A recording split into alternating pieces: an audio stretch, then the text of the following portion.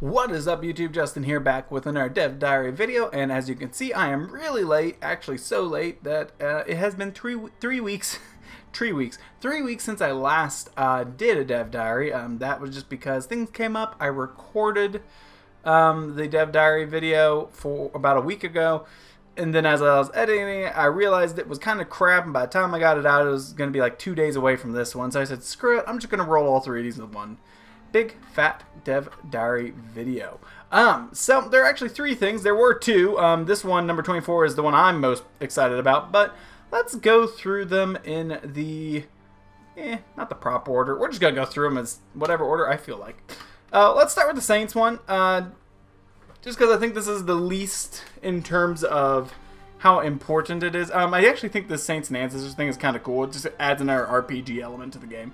But what does it do? So basically what happens is if someone passes away and they were considered a holy person in some way, shape, or form, they don't have to be a priest or anything like that necessarily from what I've gathered, but if someone passes away, there's a chance that they will be recognized and beatified. Not made a saint just yet, but that they are actually just kind of beatified and regarded as, you know, a good person. The Pope's like, look, they were nice, they were awesome, we like them. So you get this cool thing with some flavor text talking about kind of what they did. I think it's more right here. Yeah, it is set to cheer up the evil out of people, forcing them back into the right path of life for the glory of God. Maybe she was in that one of those societies and forced converted people. I don't know. But apparently this flavor text is more just flavor text. It might not even be true. It might not even been something they've actually done. But the thing is, once they're beatified, they can actually become canonized. And that's when they become a saint, and that's when all the cool stuff happens. So if they become a saint, you get an error message, and they get a bloodline. Also, convert guys to your religion faster. I actually did not see this the couple times I've looked at this. That's pretty cool. So yeah, if they become a saint, they can get a bloodline formed after them. They get a burial site. There you go. It gives you some tax income because it becomes a tourist site. And then it can be a location for your pilgrimages. You can actually go visit burial sites now of various saints. And it can also be a raiding target for, say, if you're a Norseman, you want to go raid something. That's where you're going to want to raid. You can raid a burial site and be a jerk. Don't be that guy. But then again, you know, you need the money. So there's a couple other things that can happen with that. So there is a little page. I must have skipped it when I was... Oh, there it is. There's a little page that actually shows all the saints that are in your game. So you can actually keep up with who is a saint, who's not, who's actually been canonized and who hasn't. Things like that. However, you can also get people canonized that were not actually good. I think this person ate people. And I like that your king has the option of maybe I should be more like Count Jordan of Capua, who ate people, which sounds great. So you can actually have, the Pope can canonize people that are terrible. And when they do that, you can actually go to war against the Pope and depose the Pope and put a new Pope in.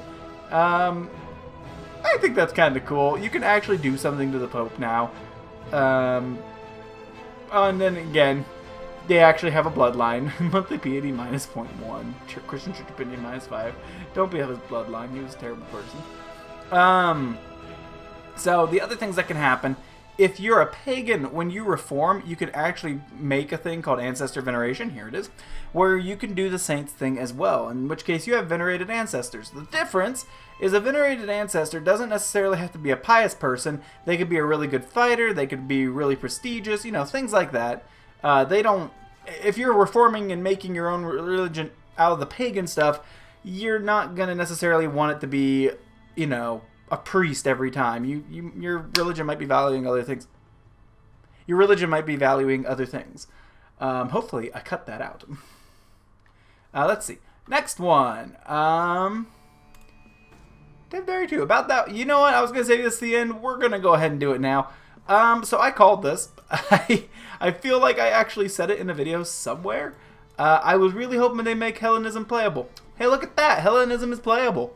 Now, of course, it does require a bunch of events to try to even pull off, but it is actually a thing. So, Hellenism, what is that? It is like the Greek gods, Zeus, Poseidon, all those fun things. You can have the Greek names or the Roman names. It really does depend on what your culture is. If you're Italian or Roman culture, which we'll get into, you can use the Roman names. And if you're Greek culture, you can use the Greek names. I feel like It does say somewhere in here where you can also change it depending on how much some other events you do. But anyway, what's going to happen is this.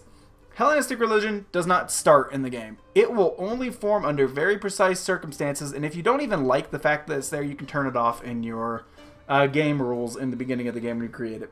But you create it when you are the Roman Empire. When you form the Roman Empire, you can restore the Hellenistic religion because, hey, you're Roman. They worshipped the Greek and Roman gods. So you can restore that as soon as you create the Roman Empire, if you have a Greek or Italian ruler. Gotta remember that little caveat. Ooh, if I click, it gets bigger. Cool, interesting. I did not know that. So yeah, so you can do that. Just remember, if you bring back Hellenism as the state religion, as you look on this map, there's a giant revolt. And this revolt is a little different than your normal revolts. So, if you decide to embrace Hellenism, all your Catholic, Islamic, all your other religious people have a choice to convert or not. If they do not convert, they become this giant rebellion that you have to crush. Also, there's a chance if you convert to Hellenism, you can become a lunatic because you're still crazy. But if you win this revolt, good for you. You can knock out, a bunch of religious problems in your realm. If you lose the revolt, there's a high chance that you actually just game over. As it says here, if your heir is also pagan, chances are you lose that revolt, they're going to kick your entire dynasty out of ruling and or kill you all because you're all crazy. So just a heads up there. You got to watch out. If you're going to go Hellenism, you got to be ready for the repercussions. I think it also says you can bring it back if you're a lunatic and you have like all the holy sites or something like that. I'll have to look into that one a little bit deeper. You can also burn Rome. So this is actually something that's a little different. If you conquer Rome or have the Roman Empire, you can actually burn the place. Because a lot of times when you get the holdings, their concern here, what they're talking about, is when you get it, there's a lot of churches. And you might not want a lot of churches. You might want more castles. You actually have the option to, accidentally, quote unquote, burn Rome down. And what that does actually is and you have to be Hellenistic, I believe, to do it. It takes out a couple of those church sites there, so you can build castles on it. The destruction of the Holy See has greatly affected the moral authority of the Catholic Church. I want to do that in my current Cathar game. I just want to break the Pope. He is such a pain. So just a note, that's the thing. Yeah, just something to watch out for. The other things that you can do, computers can do the Hellenistic thing. It's not as common, but they can do it. Another thing you can do is if you're Italian or Greek, I believe it's Italian Greek, yeah.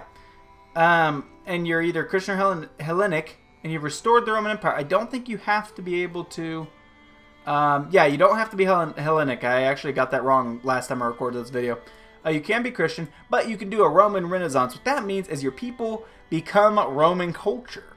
So, and it does say any Italian or Greeks or anyone of the Latin culture group will probably switch over to Roman culture without too much of a fuss. So you can bring back the Roman culture again. And I think that is awesome. You can also do something called delving into the classics. I saw it up there. Well, no, it's not there. Determine Zodiac sign, though. There's that. Create Olympic champions. They have all these events now when you create Rome, which is kind of sad because I just did my Roman playthrough on the Twitch stream.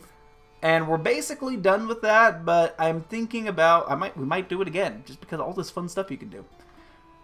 Oh, there it is. There's a second way a ruler can restore a dead religion. So you can just get one of the Hellenic holy sites and delve into the classics. You do have to be scholarly focused or crazy, and then you can actually bring back the religion that way. It also lets you, if I remember correctly, that's where you can actually switch your deities around, where instead of the Roman ones, they can actually be the Greek ones, which I think is pretty cool. And there are a couple things you can do. I believe, let me make sure I'm reading this right, I believe you can actually do a pagan reformation of it. Yeah, it is no longer pre-reformed, so you can reform it and do whatever you want with that Greek religion, which is also pretty cool. They also come with their own societies. They come with a saint society. They are automatically open to the hermetics. And they have the Bacchants, who are the Satanists. So you can just have all your normal little things. Oh, yeah, there you go. The Christian society is the Stoics. That's right. So the Stoics, the trick with the Stoics are they can, instead of, when you get like the level 4, you don't convert a county to your religion. You actually convert a county to your culture. So the Stoic society if you're playing on a strictly game mechanics focus, the Stoic Society is probably one of the best things you could have. Yeah, so there's Hellenic religion. I love that purple. It's wonderful. It's almost as good as the Yazidi blue. And also, real quick, there's a little mountain range there. I've never noticed that. Anywho. So the final one, and this is the one we're tacking on to this video because, again, I waited too long. Coronation ceremony. And sorry, I'm scrolling back and forth too fast. A coronation ceremony. So, what does that mean? Well, your king needs to be crowned a king before people actually recognize them as the legitimate ruler of said place. If you don't crown your king, you actually lose authority and appeal in the eyes of your people until you do. So it's kind of like saying, I'm the king, and then you never actually or you're the boss and you never got promoted to that position. People will eventually stop listening to you, and then they'll put a new boss in front of you and cause problems. So you do have to get coronated. You can pick who does it, unless you have, I think it's, what is it, free and restricted investiture, or I don't remember what that law is called, you know, where you can decide who your priests are and where they, anyway, if you have free investiture, you can pick whoever you want to crown you, so you can have any priest in your realm, you can have the most powerful one in your realm, or the Pope. If you don't have free investiture, the Pope has to do it. And when someone's going to crown you, they sometimes have requirements they want you to meet before they actually do it. So if you just do a lowly priest, for example, he's probably not going to care. He's probably just going to be happy you're even letting him crown you. You will just probably have to, like, say, give me $5 and I'll do it. Sure, it's cheaper. It's more awesome for your economy. But let's say you have to use the Pope. As you can see here, the Pope is actually wanting some of the lands back from the realm. If the priest or Pope doesn't like you, they're going to ask more from you. And yeah, it even says here, higher-ranking men of the church will be prone to make outlandish requests. So, just watch out. You need to be coronated, but you gotta watch out when you're getting that they might try to milk it out of you. So, after that, you can pick how extravagant your coronation is. If you want, like, cheap, low-budget coronation where it's just like, just throw the crown on me, let's go drinking. Or you can have a whole big, like, week-long thing about it. So, they have various ways to let you do how you want your coronation. More RPG elements. They don't talk about this. They keep saying it's for Catholics. However, notice this is the Persian with a fancy crown. And there's the crown there, and it actually pertains to this crown. The crowns matter now. It's actually an artifact that you can hold on to. Another thing important, that's not the one. You do not have the crown in your portrait until you are actually crowned. You will have the ducal ring or band until you're actually crowned. So no longer will your king have the imperial crown until this is done. So I think that's kind of cool. Once it's done, you got yourself a cool crown. So, and yeah, I do like how each crown has a little artifact. This one's a cursed one. There's the one for the Persians. There's the African headdress. And again, these guys are not Catholic, so I was kind of confused about that part. But it looks like anyone can be coronated. It might just be that the Catholics have to have a coronation ceremony, while the rest of these guys, they just get it. But yeah, so now it's not just an aesthetic thing. Now it actually is determined by what's going on in your realm, what level of actual legitimacy you are. And also, this guy, just a side note, is actually pretty freaking good. Holy crap, 45. I think that's a good number. Anyway, that is all for these 3 weeks. I'm curious what else they're going to add. Really all I want them to do is kind of tweak coalitions a little bit and maybe fix regencies, and we'll be good to go. And by fix regencies, specifically, I'm referring to the fact that regents tend to change like 5 times in the first 3 days. I don't understand why that happens exactly, but alas, I get it. It's a game mechanic. I'm just curious if they are actually going to do anything to it. In fact, I'm curious what else they're going to do. They have added so much stuff now. They've done Hellenism. I don't know what else they're going to do. So we will see. But thank you all for watching. Again, sorry about the delay in this. I'm still trying to get back on the 2-week schedule. I'm a little off now, but yeah, that's all I've got for this one. I did not see a release date, so I will put that in the description if there is one. I'll see you guys next time. Bye-bye.